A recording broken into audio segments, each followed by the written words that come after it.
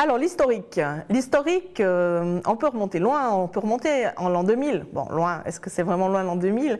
Mais en 2000, nous avions lancé une option qui s'appelait eBiz.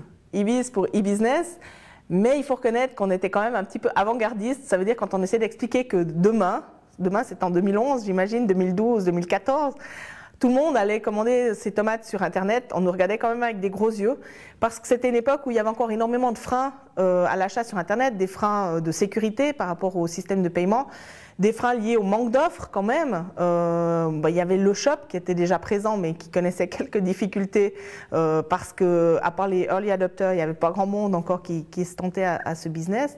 Donc c'est vrai qu'en 2000, quand on parlait de vente en ligne, on était quand même un petit peu précurseur. On avait de la peine à expliquer qu'on avait déjà acheté des noms de domaine au niveau privé, on avait de la peine à expliquer que demain on aurait tous 5 ou 6 adresses email par personne, etc. Donc ça, c'était il y a 10 ans. Après, il y a eu une petite pause et il y a 5 ans, on a lancé, dans le cadre de la formation économie d'entreprise, une option qui s'appelait le marketing online, dont l'objectif était de faire toutes les actions nécessaires pour faire connaître un site présent sur Internet. Donc un site ou un shop, nous on avait choisi de partir sur le shop, comme ça c'est plus facile de fidéliser, c'est plus facile de faire revenir les gens sur quelque chose qui a du contenu, que ce soit du contenu je dirais médiatique en termes d'information ou du contenu produit pour la consommation.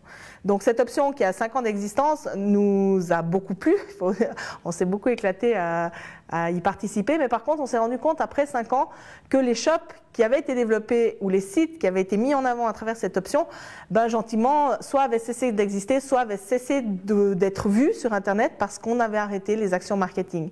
Pour la simple et bonne raison que les commerçants qui étaient derrière ces shops, ces sites, n'avaient ni les compétences, ni le temps, ni les ressources pour le faire vivre.